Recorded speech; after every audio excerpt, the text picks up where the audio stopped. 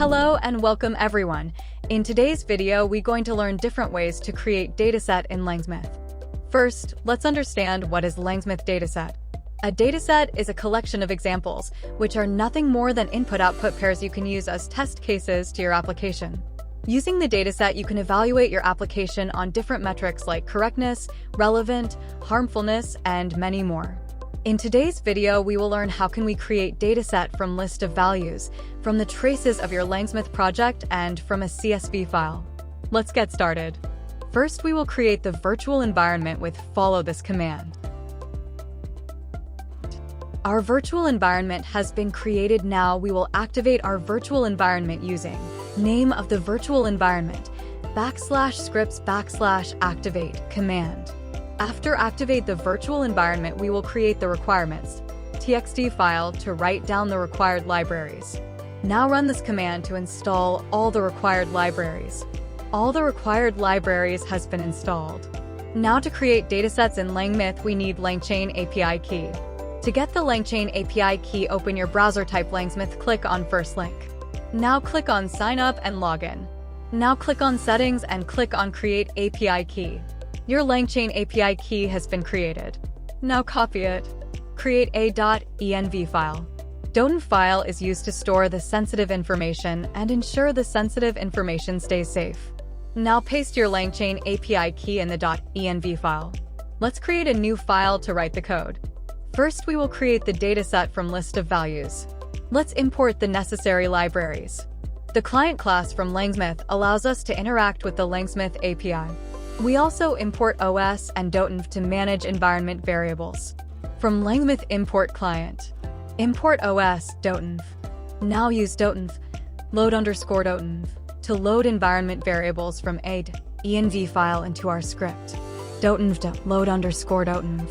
Next, we will set the LangChain API key from environment variable and enable tracing by setting LangChain tracing v2 to true.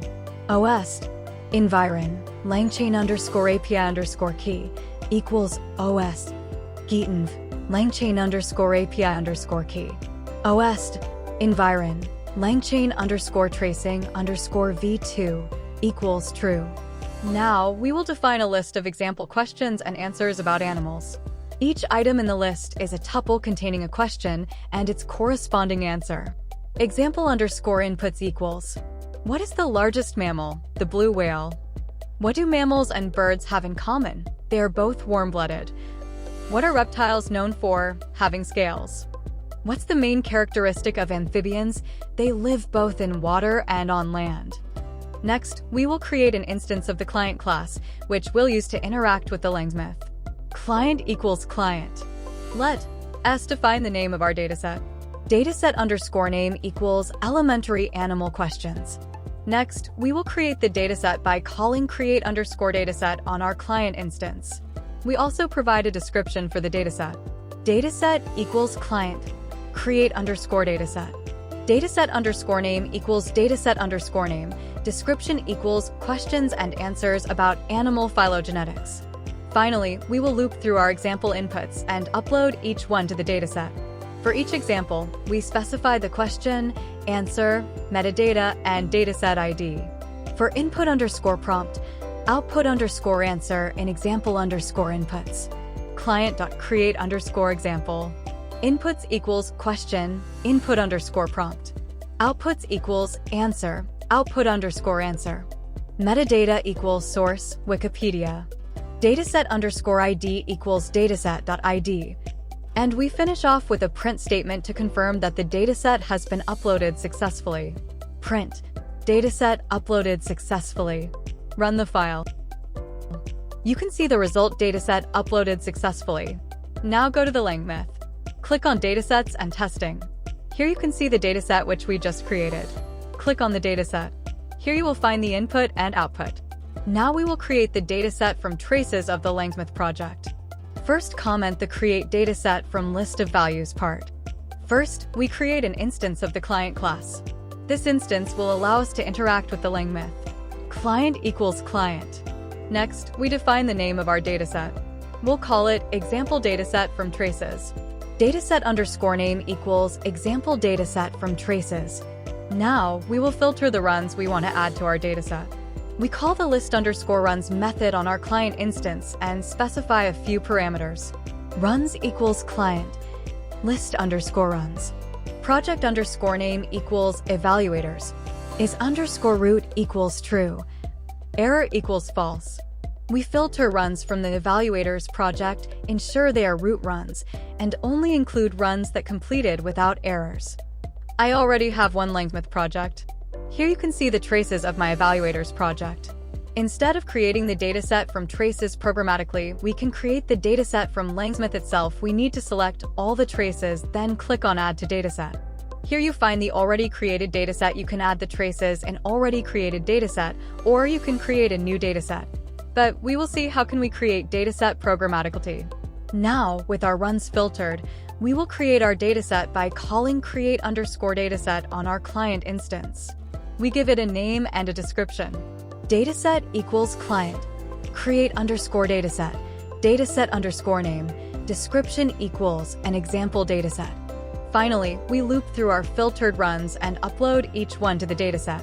For each run, we specify the inputs, outputs, and the dataset ID. For run in runs, client.create underscore example. Inputs equals run.inputs. Outputs equals run.outputs. Dataset underscore ID equals dataset.id. And that's it. We've successfully created a dataset from traces using the LangSmith. Finally, we print a confirmation message to indicate that the dataset has been uploaded successfully. Print, dataset uploaded successfully. Now run the file. You can see the result dataset uploaded successfully. Now go to the LangSmith. Click on Datasets and Testing. Here you can see the dataset which we just created from traces. Click on the dataset. Here you will find the input and output. At last, we will create the dataset from a CSV file. For that, we need a CSV file. I already have month.csv file. In this CSV file, there are two column name column, which specify the name of the month, and abbreviation column, which specify the short form of the month. So, first I will move the CSV file in the project directory.